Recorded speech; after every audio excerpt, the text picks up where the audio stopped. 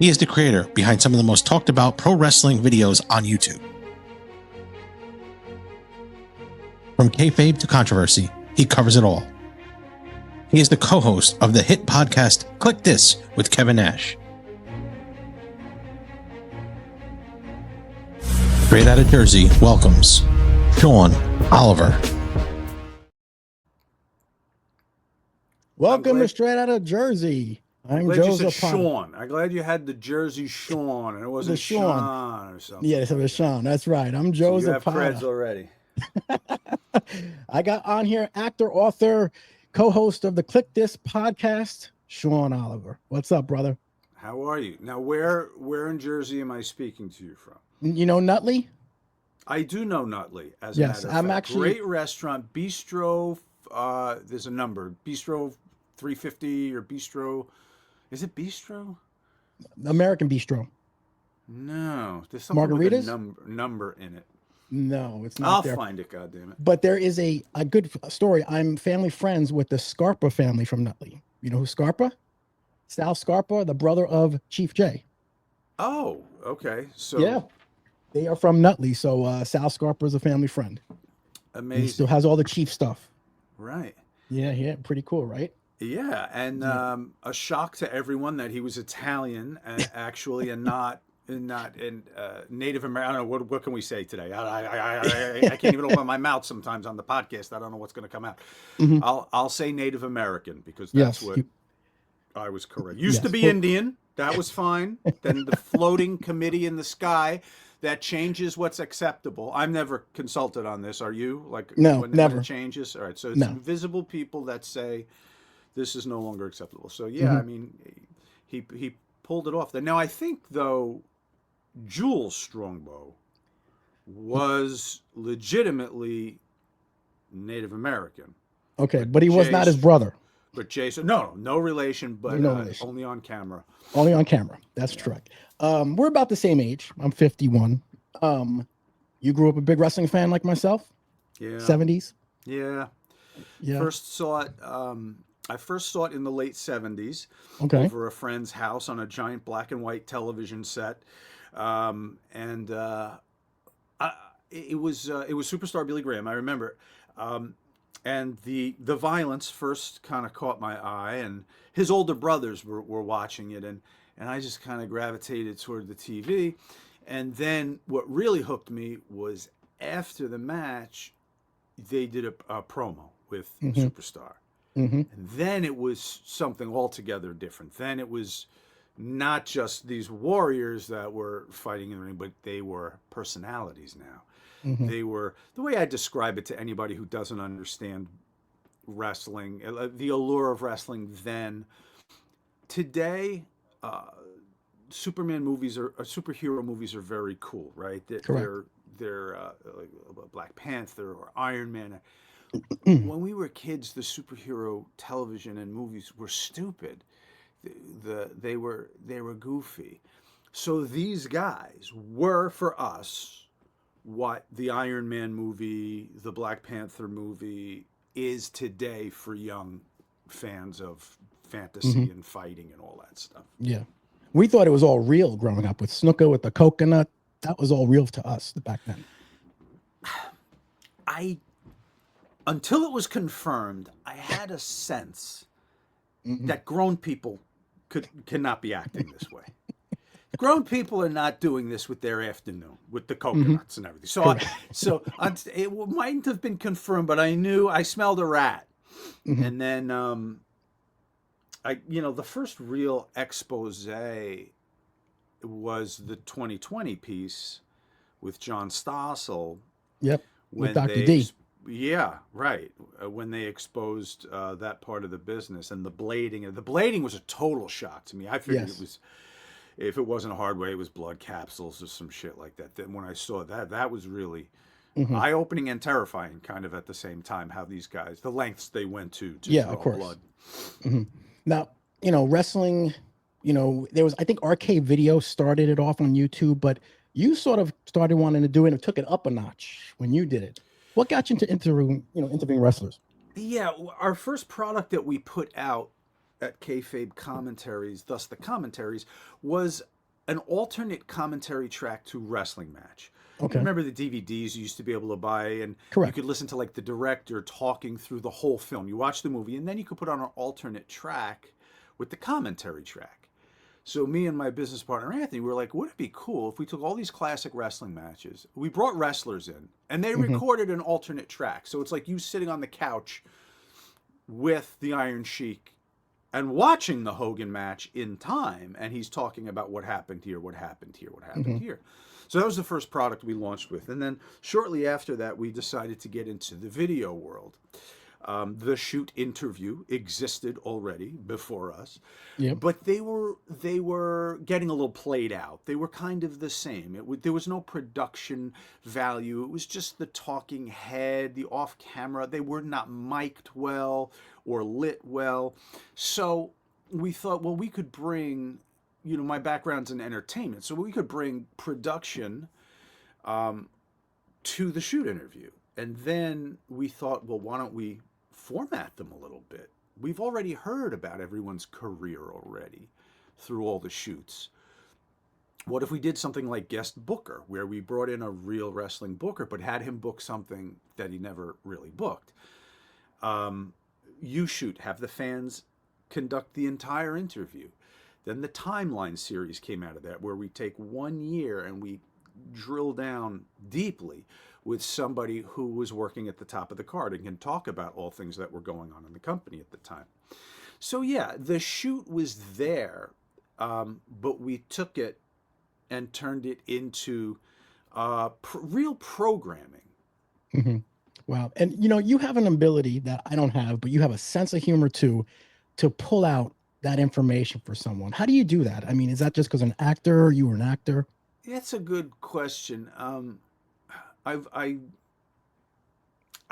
this, like on the computer, is Yeah. hard. It's hard Yep. for me, and it's why when the shoots went in this direction, I said, we're done. If I can't sit in a room with someone Hmm. and feel their energy and have them feel my energy and engender their trust, then I don't want to do it, because that's what it was all about. It was all about sitting a couple of feet from somebody. Hmm. And I do agree that whatever I said to Raven one time when we were talking about this whole podcast business, I said, if I had a superpower, it was that.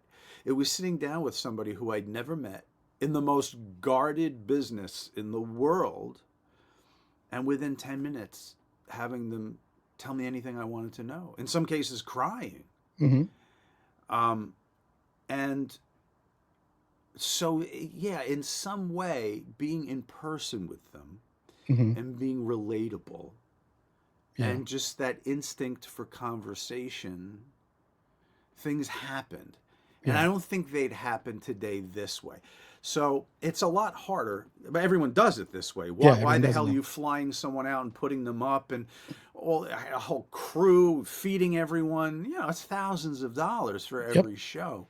Hmm. And what started to happen was I would spend those thousands of dollars, and 2 days later, they're sitting on someone's podcast for free for an hour and a half telling all these stories. So I was like, Hmm. well, this is pointless then to exert all this energy and all these expenditures if this is the way the business is going. Yeah. I think in many ways we're worse off for it. Yeah. Is there a line you wouldn't cross though when you're having that interview? The only rule I had was no family. Okay, makes sense. They never signed up. The person's kids or wife or husband, or they never signed up for this. Hmm. You went and became a wrestler and fell in love with being in the public eye. So I'm going to ask you about everything. Hmm. But their family didn't. Yep. So the only things that I did cut out were sometimes references to family or questions about people that Yeah. didn't sign up for this. Hmm. Today, it's easier to get in contact with a wrestler with Instagram and all that stuff. We don't have that when you were doing it. How did you No. get a hold of these people? It was very tough. The first wrestler we booked, this is for the audio commentary tracks, Okay. was Greg Valentine and the Honky Tonk Man. Hmm. I saw on the old I'm going to forget the name of the website, but I think it was Georgianne Macropolis's column in, and they would just say like who's appearing where. It was like just a Hmm. long page of, January 5th, Honky Tonk Man in New Jersey, and I saw they were both going to be here. Hmm. So then I went online and searched who was booking these people. Now they didn't have exclusive booking agents, but they had people that would book them out to different places. So I contacted a guy named John Mills in like Ohio or Indiana or something. And I said, "Hey, I hear you book wrestlers. A couple of guys are going to be out here in Jersey. We'd like to do," and this is one of the other reasons we had to go to video. I had to try and explain what an alternate commentary track, an alternate downloadable MP3 commentary track for a professional wrestling match was to somebody who didn't get it. And I was just Okay. saying, a shoot interview on audio. Like I was just trying to find ways to get them to understand. So that's what we did. So I contacted him. We set up in a hotel room down the hall from where they were going to be staying. Now it's a very guarded business. Very. I didn't feel like dealing with booking agents and all this shit. Everybody with a hand, trying to put a hand in your pocket. So I contacted the wrestlers directly, and I Oh, said, wow. "I know who. I know people are bringing you in and footing the bill, Hmm. which I don't care to participate in. But we're going to have a room down the hall. So after you get dropped off after the matches at midnight or whatever, come down to room whatever. We're going to be set up to record. We'll have some food or whatever." And that's what we did. Um, Eric Sims, though, booking wrestling agent to the stars, Hmm. his sixth sense got triggered when he heard free food was involved, I believe, and it led him to that room as well. So we're not going to put on any airs, any. I'm not going to make it just come in. We're not going to put on a work here. Just come in, sit down, and watch. And at one point, when we took a break, Eric asked to come outside with me. He said, "Listen," he said, "I think it's really cool what you're doing." He said, "But if you call me, I'll book anyone you want. Like work with me. You Hmm. don't have to do this yourself." And that's kind of how. And then word of mouth also spreads in this business. Hmm. The one side is that it's very guarded, but the other is if you're cool to work with, if you have a good product, if you pay, if you're respectful, all that word travels. If you're a douchebag too, that word travels also in those circles. So pretty quickly we were able to have access to the workers that were willing to work with us. Now, any wrestlers that still kind of working with WWE, did you have any issues with that? Because I know I do sometimes getting issues with that. Well, they would just say I can't. I like somebody that I really wanted always, and Steamboat. Oh, I yes. saw him at an event, and I said, "Hey, listen," and I explained the whole timeline series and everything. He said, "Yeah," he said, "but I'm still doing stuff with Connecticut," and Hmm. so they would just tell me up front. I didn't want to get anybody in trouble ever, Hmm. and usually, if you just waited, they'd be done with them Yep. eventually. Hmm. Um, so I was happy to wait for those people that I Yeah. had to. Yeah. Pat What about Patterson Bruno? too. But Pat Patterson I always wanted for guest booker, That but he would have was been great. always tied to Connecticut in some way. And Yes. finally, when he broke with them, I think when is it right when his book came out, Okay. and he was free to do the work. And I courted him. I sent him fruit baskets, no jokes, please. I got his address in Florida. I sent him a basket of fruit with some guest booker DVDs, Hmm. just in the hopes that I knew he couldn't do it, but I just in the hopes that someday when he could, and I said, "Hey, I'm the guy that had that company that wants to do the booking show. He'd remember it. How to do something memorable." Hmm. Um, so then finally I got to talk to him at an event, and I explained the show, and it never happened, and I think it was a scheduling thing because of the book, and I can't remember why. I think he wanted to wait till the book came out, and I didn't get him. Hmm. Um, but those things happen. Yeah. Out of all the wrestlers you got, was anyone that you were like a little bit starstruck by, saying, "Wow, Bruno San Martino." I should have been, but when it's work, um, Hmm. I'm worried about 100 things on that Okay. set. I'm worried about the talent, obviously, getting a good show. I'm worried about the technical end of things. There's usually a schedule where the person's got to be out by a certain time. I'm worried about that. So there's a fair amount of stuff for me to be concerned with, to prevent me from fanboying too much. I will say a couple of times I stepped outside myself, like with Piper. I was a huge Piper mark when I was a kid. So getting him to talk about the year 1984, where I could go through all that stuff and he was going to answer, that was a moment that I was stayed engaged as the host, but I was very aware that this is a very cool thing happening right here. Yeah. Did you realize he was going to talk about Patterson that one time, Piper? No, I'd never heard the story. Me either. I never heard of it either. And he got in a lot of trouble in Connecticut for it. But that's what happens when you let the cameras roll and somebody opens up and they trust you. Now, there was never a lie detector next to me. Let me just say that. And it's the last thing I would have wanted in interviewing wrestlers is to know if they're telling the truth or not. I don't want them to tell the truth. These stories are far more entertaining as they remember it. Correct. So, yeah, roll with it. So, no, I didn't see it coming. I didn't even ask about it. If you watched the show, Yeah, I was remember talking about Pat as a booker, as a booker at the time. Mm-hmm. And he just said it. He goes, Pat didn't like me. And then he just went into that story where they had an uncomfortable altercation when Roddy was a young man starting in the business. Wow. You know, the greatest YouTube interview ever that I watch when I have a bad day is Jamie Dundee and you. And the way you kind of play it, you have such a great sense of humor. He rubs your hair and you just let it go and just... He kissed me 11 times, I think, for no reason. I didn't expect any of this. I had another rule. I will endure anything. Okay. If the fan is getting an entertaining product, if the viewer is getting something cool, special, entertaining, if we're delivering on the promise of that programming, Jamie can kiss me, rub my hair, sit on my lap, whatever he wants to do. I'll deal with the cantankerous personalities of the pro wrestler off camera when we have to talk business and whatnot. I'll deal with that if we get the show. When the light goes on, if we get the show, that's fine. Joe, kiss me, it's fine. As long as we're getting the show here at the Straight Outta Jersey podcast. That's right. I mean, he insulted every race. He did not leave anyone out. Well, listen, this was at a time when I think sensitivities were a little lower. Yes. And I will also say, you will concur with me, the wrestling business is typically the last business to adopt any kind of morality, any kind of moral compass. It's hitting wrestling last. Correct.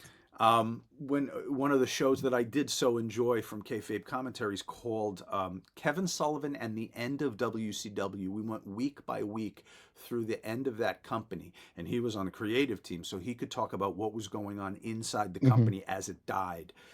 And he just simply said, when I brought up some shit that they were doing on TV that would not play well today, he just said, he goes, sometimes we show no class.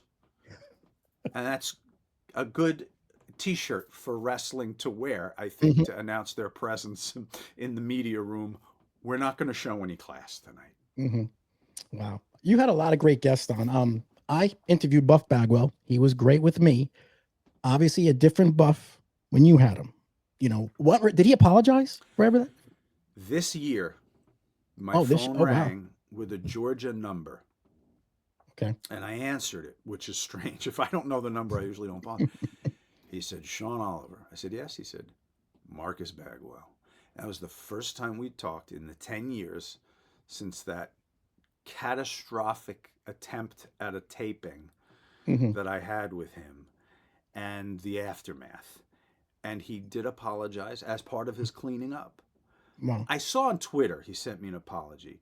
Okay. But he had also said at one point that his account was hacked, so I didn't know if it was him or not, so I didn't reply. Okay. But I talked to him on the phone, and we had a laugh telling him about the whole. He didn't remember it, obviously, but I said, if you want to, you don't have to buy it. If you want to borrow a copy of the book called Kayfabe that I wrote, you're the glorious opening chapter, my friend, that people still talk about. And Hmm. and I recounted the story for him, and he did apologize. And I look forward to shaking his hand in public someday, Hmm. Yeah, and you guys should do accepting a him in show. person. Do a little quick little show, recap. Yeah, I would. Listen, the thing that's always been messed up about shows that go sideways, and there haven't been many. No, There they were just haven't. a handful that I couldn't, for whatever reason, Reeling. couldn't shoot it. Either somebody didn't get on a fucking plane when they were supposed to, Hmm. or Jake was set to do and sat down across from me. We started. We were mic'd. We were lit. Hmm. We were rolling. He was going to do an episode of Breaking Kayfabe where that series talked about the outside the ring lives of people. With Grizzly, right? And of course, the family was going to come up, and he said, "I can't talk about the family." And I said, "Jake, this show is not about the DDT, my friend. Like we're talking about you as a person." And I think he had just begun. I know he was working with Dallas at the Yeah. time and just cleaning up. And I think just from his mindset, he couldn't do it. Hmm. But I tried to do that thing that Jake That's superpower. spend some time with me. Let's go outside and you could have a cigarette and I'll watch you have a cigarette and we'll talk. And then we'll come in and do what you're comfortable with. And he was adamant that he could not do it. I said, well, then I will have one of my guys drive you back to the hotel when you put that money on the table, of course, and then you'll be in a car back to your hotel. And he dropped the cash and he got in the car, and that was the end of that. And I was most dismayed because it would have been a great show. Hmm. When Buff sat down and we started the interview, and the drool was preventing anything intelligible from coming out of his mouth, I was disappointed because I wanted that show. Hmm. Um, when Conan didn't get on a plane, I was disappointed because I didn't have anything that covered Lucha That for would have been guest great. booker. Guest And I booker. wanted that. And we didn't get it. And the fans didn't get it, more Hmm. importantly than me.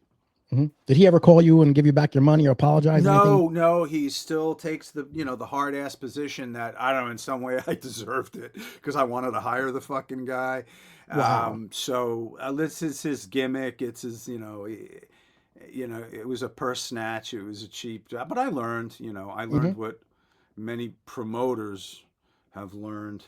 throughout the years. What about And it's China? She was unfortunate always a when tough. certain people prove those promoters right. Yes. Unfortunately, most 99% of them prove the promoter wrong in their dealing with wrestlers. But then Correct. occasionally, someone Yeah. proves them right. What about China? She was a very tough interview. Seemed like China you were was a pulling. weird one because, uh, in her defense, she'd flown from Los Angeles, which is a 6-hour flight. Okay. I think she was stuck on the tarmac out there for a while. Like the plane couldn't take off. All in all, I think it was a hellacious, like 8 or 10 hour travel ordeal. And then at midnight, she's led into a room with my charming ass and 100 questions about, her blowing people on vivid video. So, like, yeah, and she had a dog, of course, brings a dog. That's Hmm. 2 times that's happened, by the way. China showed up with a very well behaved dog, by the way. So I was happy to see the dog. And Marty Jannetty arrived with a bit of an entourage, and a canine was involved. See, you never know. You go in. You're planning to do a show, right? You're asking me, am I going to mark out for these people? They're here with dogs and 11 people and chicken wings, that they want to eat on camera. So it's like, Hmm. yeah, Hmm. fucking break. We recently lost Sabu, and Oh, you had him on your show a ton of times. How was he? He was always quiet when I talked to him, and I almost had him on the show. It was going to be in June. I booked him, but he just obviously passed away. How is yeah. he? I loved Sabu, and he was one of those guys that was. He says to me on the episode of Breaking Kayfabe where we talk about his life Hmm. that he was shy as a kid. Yeah. I said, but you're out there doing these crazy things. And he goes, I'm shy now in life. He said, but not with you because I'm comfortable with you. Again, just one of those things that he was always willing to open up to me. And So that made for great programming. We have 3 shows up now that we put up for free on our YouTube channel.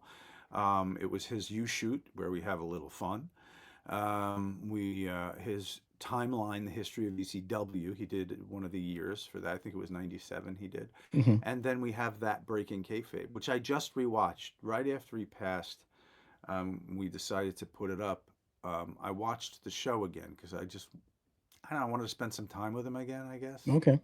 Yeah. And anytime I saw him after that, Joe, he always he always said hi. Like he always took the time to say what's going on, how you doing. You know, he was just I really liked him. I liked him very much. I don't know many people that have a bad thing to say about No, Sabu. he was really nice. Gary Hart, you interviewed him, and then he passed away like the next day. Yeah, You made a great tribute video. The great. Um, how was his family with you? Did they appreciate everything? I mean, how was that?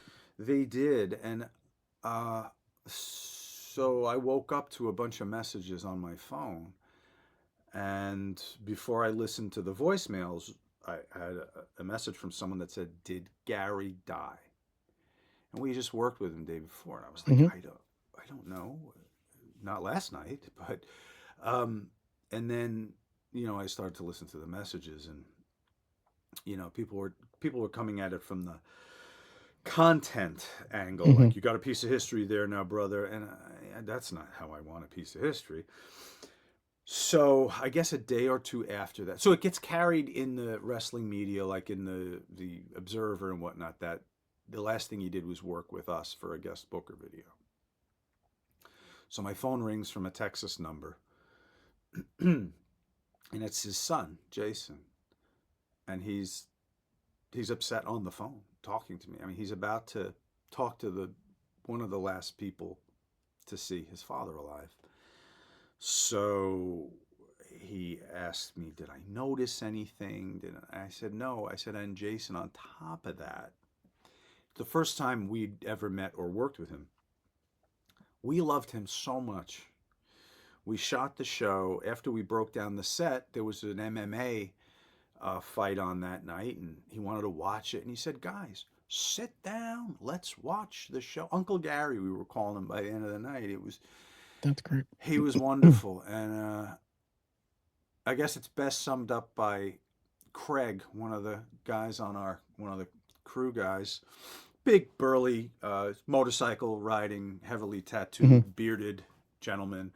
We're walking to the car in silence, loading up, and from behind me I hear, "Yo, I'm gay for Gary Hart." He just won us all over, and we loved him. Hmm. So I did want to do something special for it. I didn't want to release it right away. That was the one thing.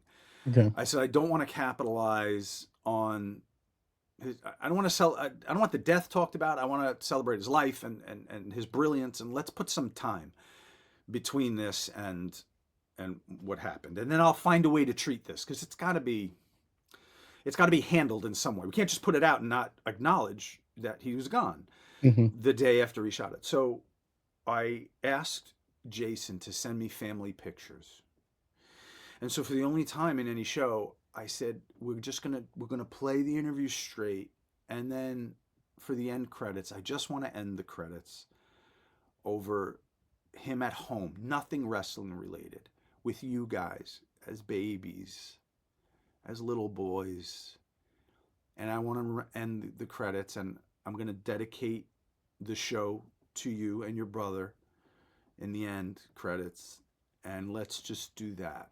And they were fine with it. Wow. The family talked and said that they were fine with us. They actually said, "You can release this whenever you want. We trust." After hearing that, they trusted that we were going to handle it uh, with some decorum. Hmm. And so about 6 months later, we put it out. Wow. Kevin Nash. I've met Who? Kevin Nash. I've met him so many times. I actually, here's a picture of me and my brother with Kevin. We look like midgets Yeah. next to him. That's me and my brother with Kevin Nash. Met him a bunch of times. Awesome dude. Awesome. He can be a little bit unapproachable at times. Um, Sometimes he could be a little bit, nutty. But I saw him at big event in New York, and I went up to him. I said, "Hey, where's Sean?" And he said to me, "Why would Sean be here?" I said, "Well, I thought New York, New Jersey, you'd be." Did you He's mean like, "No." Michaels or me? What? Did you mean Michaels or me? You. I Oh, meant you oh, because I thought maybe we do Click This, do a little tour of it maybe at these places. right, He was like, right. no, very whatever. But it was apparent you guys clicked with the chemistry. No Yeah. pun intended. Is that how you guys started the show? Click This.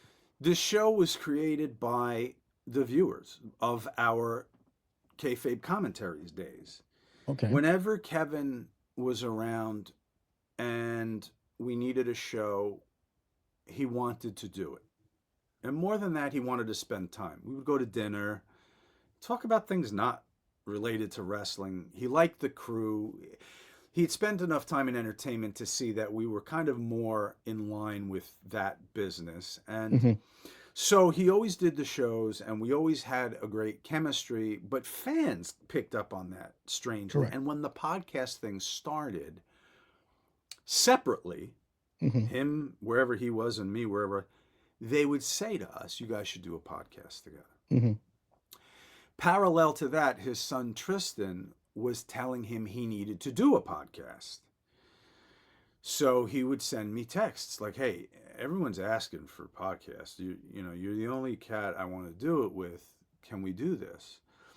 And the first time we talked about it, I just got this confirmed recently because I found the notebook that I started making notes in, and I remember I was on a plane, and I remember where I was coming from. It was 2018 was the first time we talked about doing the show, Wow. and it was that's 5 years before it even happened. So they were always just telling us separately that we should do a show together. So hmm we did. Yeah. Um, that show's a great show. It's on every Wednesday. You guys drop an episode? Currently, it drops Monday mornings at 6 a.m. It's always been Monday at 6 has been our slot. Mondays at 6. Okay. Great show. I gotta ask you, obviously Kevin's son passed, which Yeah. was really hard. My condolences. I didn't think there was gonna be a show, for a little while, but you guys came on. And who made that decision? I mean, I don't know. That's pretty tough to do, but it was a great show. He we were slated to tape um the night he passed. He passed in the morning, and we were slated to tape that night. I talked to Kevin a little after it happened, and then I didn't want to bring up the show, so I just on my own got on the phone with our crew and the network, and to let them know that I don't know what's happening yet. Can you please start cutting together some best of stuff? Certainly for this week. Um, I then began to, because I have to go into save the show mode, think about maybe, when Johnny Carson was out, there was a guest host. So I had to think of who Kevin might trust to guest for as long as he needed to. And then he comes back whenever he hmm can. And then I get a text from him about 6 o'clock that night.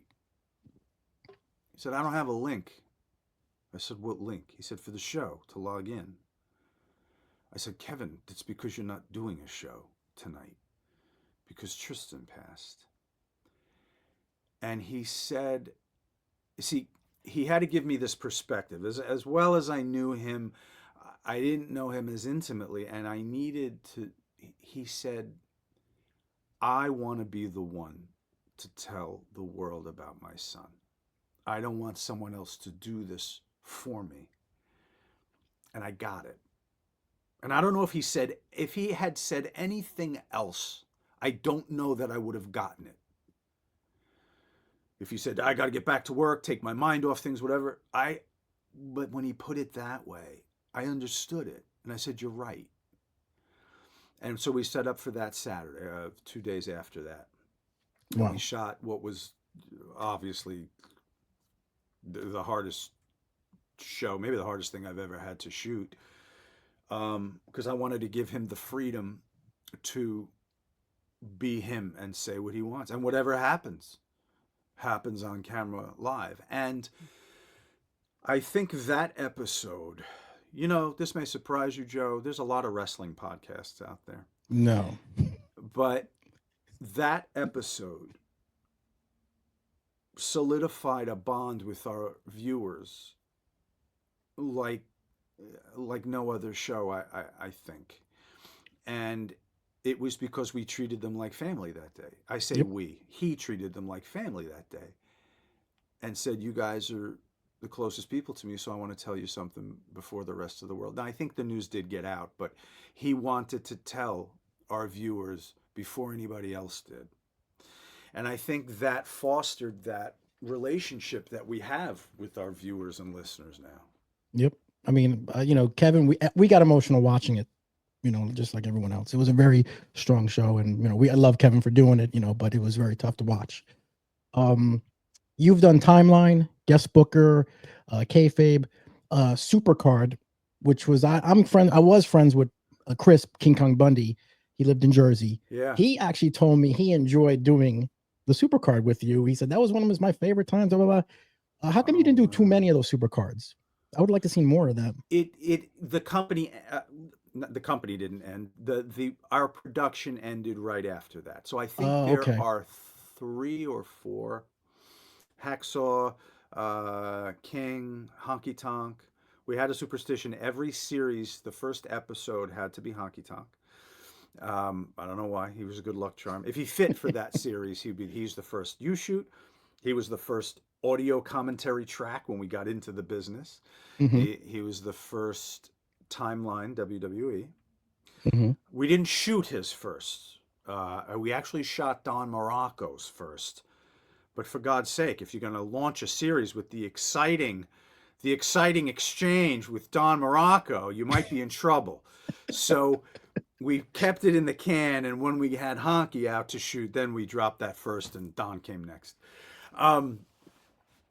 King was... I have a funny story about this. With Chris? Yeah. So, do you know this story or no? No, I don't, but go ahead. All right. So first of all, we had some back and forth on the money. That's Chris.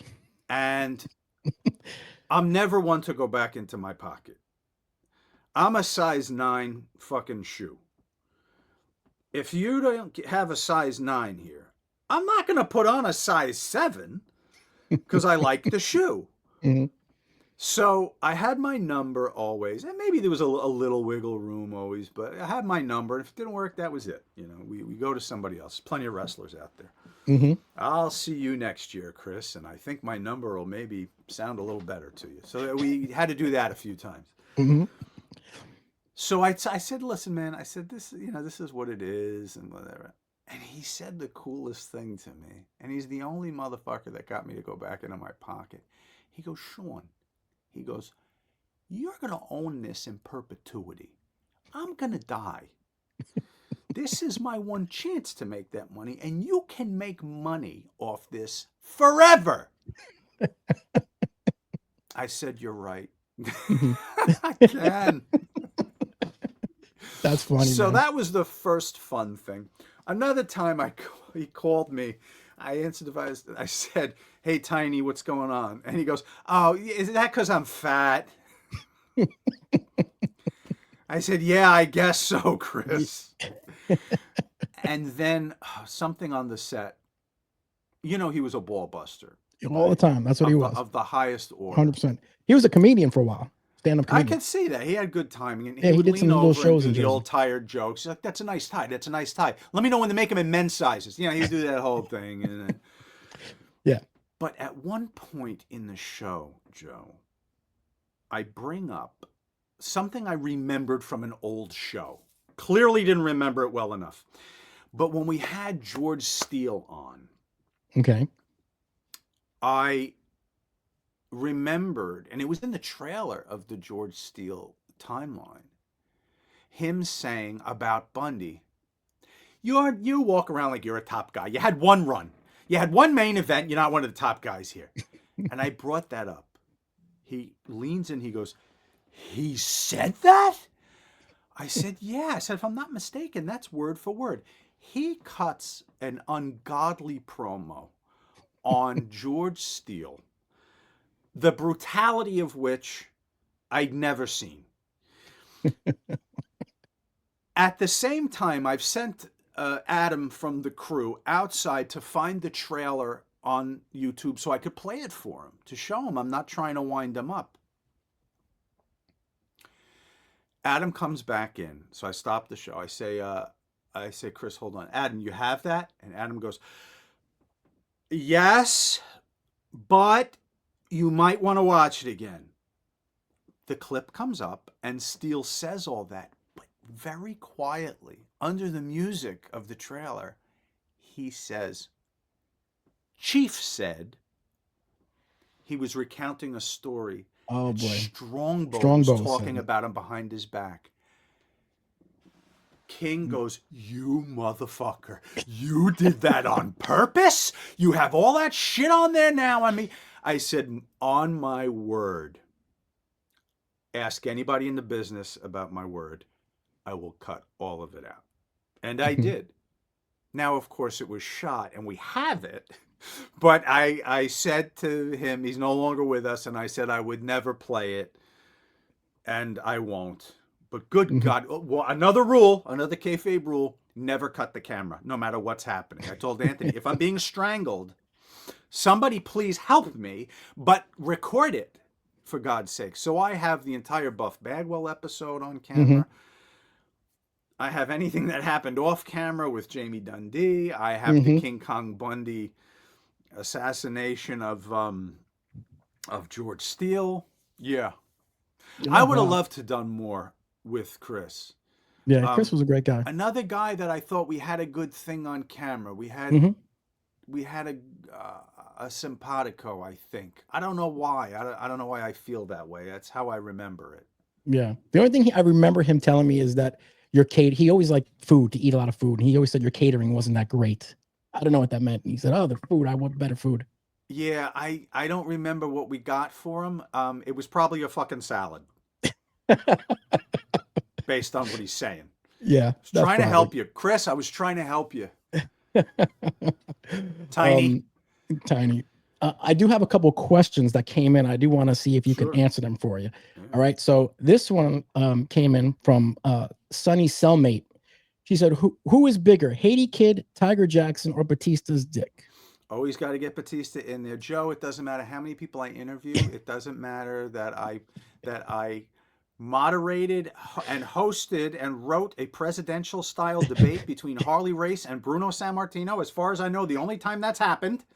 It doesn't matter. It doesn't matter that I've done a fucking timeline to chronicle the history of the largest wrestling federations in the world. It doesn't matter that Bruno Sammartino sat there and did 7 years worth of timelines with us in that edition. It doesn't matter that I've had 4 #1 Amazon best-selling books.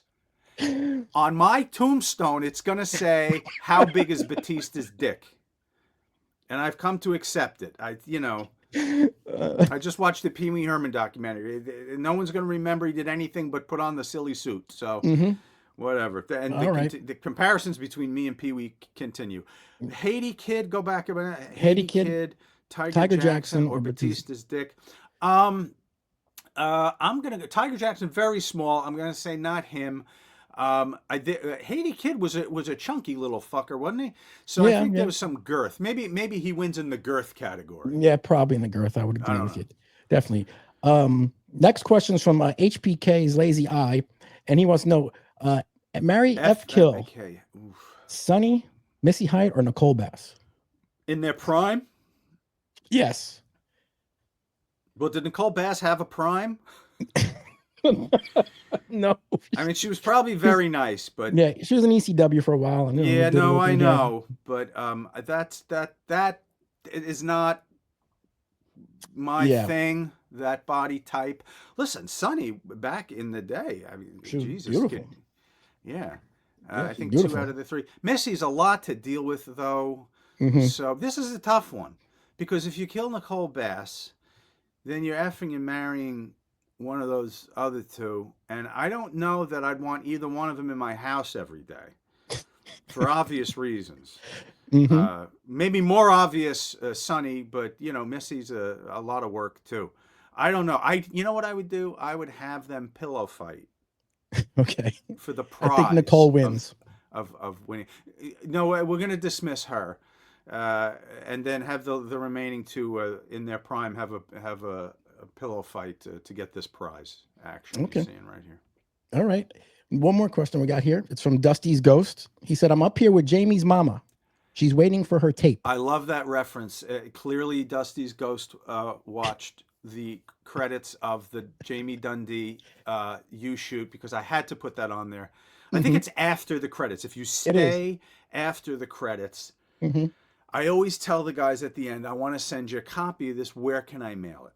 And Jamie's answer, and like, we're off camera. Again, we never cut the camera, so we caught it. But we're like breaking down the set, and I'm talking to him, and where can I send it? And he said, Jamie's mama. I said, excuse me? He said, Jamie's mama. I said, that's fabulous. Well, I have to address the envelope somewhere. And he would not give me anything more than Jamie's mama. To this day, I don't know if he saw it. That's crazy. Absolutely crazy. You know, I want to be respectful of your time, but the Todd is God book, number one bestseller. Where is it? You got it back there? There he is, yes. Okay. Todd is God, right there. That book, you know, maybe where people can buy that, probably Amazon, correct? And all that stuff? Everywhere, wherever you like to buy your books. Amazon, it's still on the shelves in some Barnes & Nobles. I did see somebody posted a picture the other day down in Barnes & Noble in Austin, had it, and it was a recommendation from one of the workers there. So yeah, anywhere. Some exciting things possibly happening with Todd is God. We have meetings this week, 2 years after publication. People still interested in doing more with Todd's story. It's not only Todd's story, it's the story of the beginning of ECW. ECW? That's and great. I promise you, nobody knows the whole truth and nothing but the truth. Okay. About that's great.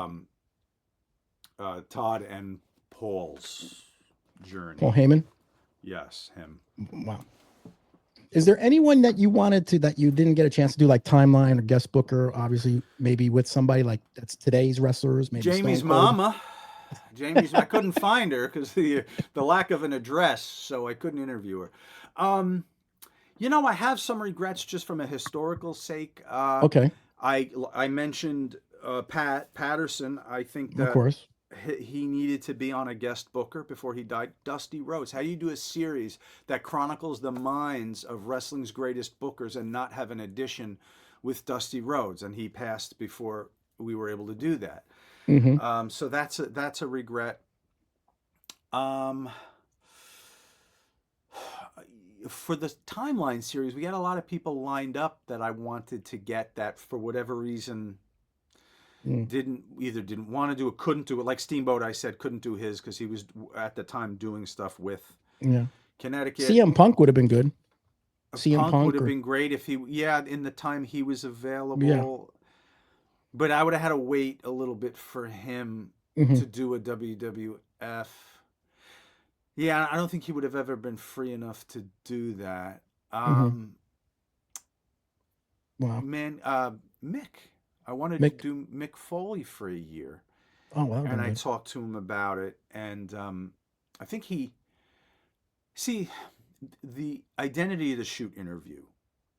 I think a lot of the guys, when they heard shoot interview, and that's why I hated saying shoot interview, because they thought it was going to be a trash fest. And if they were on You Shoot, it would have been. But we had other series, like Mick would have done a timeline for his year, for his Hell in the Cell year. So I think the shoot interview thing scared people away. I did work with Mick once, actually, now that I think about it. We produced the roasts, ring roasts. Before. Now that's a thing again, apparently, I guess. They paid attention to us still. But when we did the Terry Funk roast, we had Mick on the dais, so he did come out and do that for us. You did the most, like, wrestling's most awful angles, and then the botched, right? Yeah, they were doing those a series on. I loved those. Those were good. They were hellacious to edit, but I'm sure there was a series on, I think, VH1 where they would do countdowns of whatever worst song of the 80s or whatever, and it would be celebrities counting down. But I never knew how they landed on their countdown, who decided on number one. So what we would do on our website, we would put up what next season's show was going to be, and we'd have the fans vote on it. Wrestling's most awful angle. And we would just put 20 angles, and whatever the top 5 ended up being, when we sat down with talent, we would ask them to react to the fan countdown, comment on whether fans got it right or not, or or whatever. So yeah, that was a fun. The countdown show was fun. Okay. Well, Sean, thank you so much for this. Don't be scared. You're a Jersey brother. Let's get some dinner We've sometime. not once talked about Rutt's Hut. Rutt's Hut? Oh. Or what's the Great tell hot me, there's dog. a pizza place by you that everyone talks about. It's a name. Ralph's Pizzeria. Ralph's Pizza. Ralph's near Pizzeria. you. There's Queen Margarita, which is a great restaurant. I haven't done that. Great Italian restaurant. Let's see. What else haven't we covered? For God's sakes, we haven't covered Dennis Coralluzzo, his days of tri-state wrestling. We haven't talked about what else. What else is a Jersey staple? Who are the Jersey guys in wrestling? Let's go down the list right now. Jersey Jim guys. Powers. Jim Powers. Who else? Another one. God help Tito. me. Tito Santana. I tried to hire him. God help me. What Jim Powers put me through. Tito. Does he still have the hair salon? He just sold it. Oh, he did. Good for him. Yeah. They retired. Chris King Kong Bundy. Right. Jay Strongbow, obviously. Jay. Chief. Oh, Monsoon. Gorilla, correct. Mike Chioda. Referee. Mike Chioda, yes. Mike Chioda's referee. Who else we got from Jersey? The Headbangers. I'm going to interview them actually next week or so. Okay. The Headbangers. They're from Jersey. I'm trying to think who else. Sonny and Chris Candido. Yes. Balls and Sonny, you can still Mahoney. visit her. She's in. Is she in Jersey? She in Jersey or is she Florida? I think she just went down to Florida. Yeah, she's in Florida, right? And that's where the jail now. She's in Florida. Well, that's where she. Fucking okay, I didn't know because I know she was back and forth once in a while. No, it was down in. I was down in Florida. Okay. Yeah, near Daytona. There's a lot of Jersey wrestlers because we're very close to a lot of wrestling schools around here. Wrestling schools, but also for that time period. Now they're probably from everywhere, right? Because there's nothing regional about wrestling now. Correct. But back then, if you lived around here, Mario Mancini maybe too, I think. He's in Connecticut, but Bam Bam Bigelow. Oh, Bam Bam, of course, yeah. DDP. So exactly, DDP. So we had guys that if you were starting in the business and you were local to the WWF product, correct, you could get in a ring, if you were talented. Yeah. So yeah, we have a long history that we didn't talk about. I'm very disappointed that I thought this was going to be a Jersey centric. You want to talk about? Thing. We didn't talk about, and you must have gone to the Meadowlands Arena plenty of times. I was going back when it was, the Brendan Byrne Arena and all that stuff. Brendan Byrne Arena. I was at the first wrestling card on October, I'm going to say 4th. You can check me on this. 1981. It was Bruno Sammartino's retirement match. First match in the new arena, first card in the new arena, and Bruno's retirement match for George Steele in one of the worst matches known to record. I think the move set was a punch, maybe an Irish whip, and a kick in the stomach by both parties. That was it. 3 moves. Mm-hmm. What part of Jersey are you from? Down south more? I grew up in West New York, New Jersey, which is in Hudson County, right? Union City, Hoboken. Fairview? Just south of North Bergen and Fairview. I know. I was the one. I was the one gringo that was allowed to be in Union City in West New York when it was still the Puerto Ricans and Cubans and me. Okay. And then the Cubans made all their money and left, and the Puerto Ricans told all the jokes. I have a good one for you. How many Cubans does it take to screw in a light bulb? How many? 5, 1 to screw it in, and 4 to talk shit while he does it. See, you got Zapata as the last name, so you know why that's funny. I can say that because I have a very important book coming out on September 9th that deals a lot with the history of Cuba and the emigration here and a lot of the complications with our government, the CIA, and Cuba. um, September 9th, called Monkey Morales. Monkey Morales. True story. But yeah, so I was from the hotbed I was very much the minority, Okay.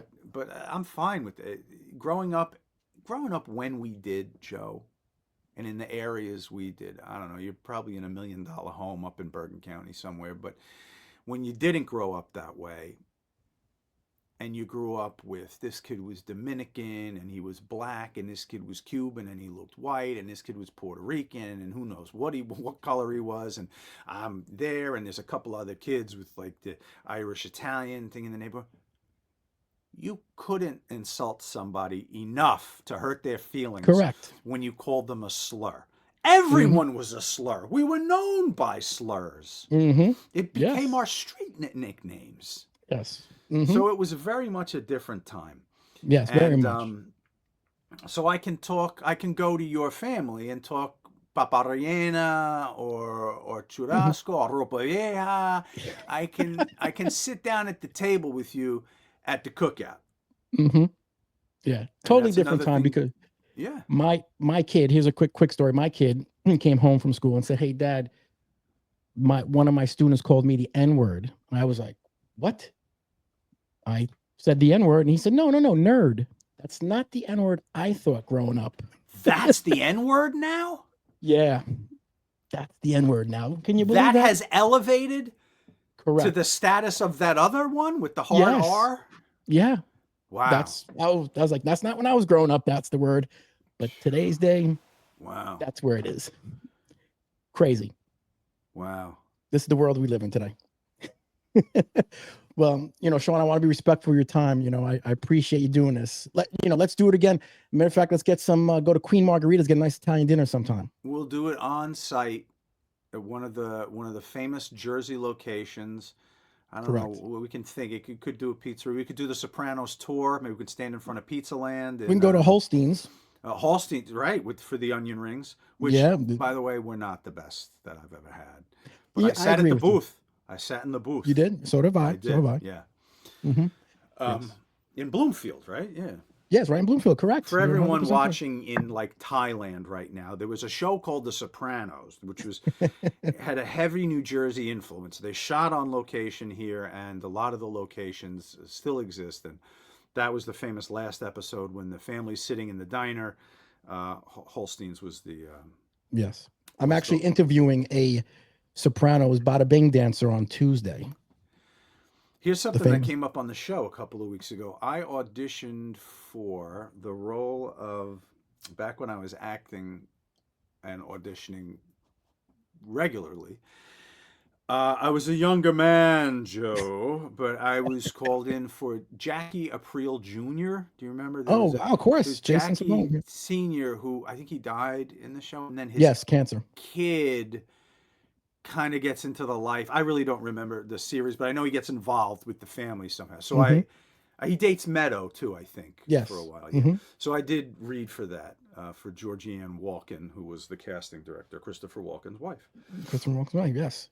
Now we're talking Jersey. Now the show begins. Edit out all the wrestling stuff. Yeah, what? We're talking about Buff Bagwell, for God's sake? No, this is where talking about Jersey. Best food is the best food around. You like Italian food? Does Rose Kennedy own a black dress? Yes. Yeah. I mean, we have the best, but the thing about the food is the diversity of the food. And I kind of hate the word. I hate the word diversity. It's illegal. Anyone diverse will be killed and sent. The guy we sent down there currently has no felonies. I have 34, but he's going. So you can get amazing Indian food in New Jersey. You can get great food with a Latin flair, whether it's Cuban food up in Hudson County or maybe like a Colombian, which is way too fatty for me. The chicharron, I can't chew on fat for 2 hours. We have it all. We do. Jersey has it all. There's your trailer moment. There's your trailer moment. Jersey has it all. New Jersey's the best, I mean, the traffic's a little bit, out of hand. There is that. The Jersey Shore, a little bit crazy, but we had a bunch of stabbings recently over Memorial Day weekend down the shore. What are you gonna do? You know what? anyone that goes to the Jersey Shore and considers that a vacation on Memorial Day weekend may deserve to be in a little trouble like that, okay? You are looking for trouble, and you have found it. If you go to Seaside Heights on Memorial Day, what's wrong with you? Yeah, come on, you got to step up. Go to Wildwood. That's too far. Get on a goddamn plane. See something else. Yeah, we have the beaches, the city life, beach life, New Jersey. Yeah, Next time we do this, we're gonna sit around. What'd you say, margarita, whatever it's called? Queen Margarita's best food on me. Me and you go. We're gonna get Jimmy Powers here. Is Roma originally a Jersey guy? He is originally, but he's in Connecticut now. Right, but he was born and bred here, right? Okay, so Roma can sit. Jimmy Powers, Tito, we'll get Tito. Tito, he'll be well behaved. He'll use the napkin properly. We're gonna be full of food, but so that's a challenge. You get everyone together. We'll do the Goomba round table. And everyone will talk about which third cousin was connected in some way. Yeah, and don't forget, the Sheik was and Hacksaw were famously caught in Jersey on the turnpike. Garden State Parkway. Garden State Parkway. Yep. With cocaine and everything in that car in Jersey. All great things happen here. The Hindenburg, Sheik and Hacksaw exposed the business. Hacksaw, correct. Yeah, and I believe what was Snooker was in Pennsylvania. I believe it was Allentown. Allentown, yes. Okay, that was Allentown. Okay, well, yeah. But Jimmy lived in Jersey. Yes, he did. For a Clifton. while. He lived in Clifton for a while. Yeah, I think his wife was from Jersey. Maybe that's how he landed here. I don't know, but yeah, Jimmy lived here. He used to work at Gold's Gym over here in Totowa, New Jersey. That would have been an interesting interview. Though he wasn't. If you ever watched any interviews with him, he couldn't deliver. No brother. You know no brother. No brother. Yeah, it was. I couldn't do that to a fan. Yeah, exactly. I actually had him when I met him the one time before he passed. I asked him for an autograph, and he asked me how to spell Joe. Okay, well, listen, because maybe you were J.O. Maybe he thought you were a post-op trans or something. I don't know. Maybe he thought you were female. I don't know. Come on, things Jimmy. happen. Sean, he didn't try to kill you, did he? At any point? He did not. He did not. Good. No, he did not try to kill Good. me. He did not. But Sean, please, let's do this again, brother. Whenever you need me, I'm here. Okay, cool. We're gonna get something to eat. Thank you so much, Sean, for everything. I appreciate. Click This is on Mondays at 6 a.m. Right? Yes. Wherever you get your podcasts. All right. Thanks a lot, Sean. I'll talk to you a bit. You got it, brother.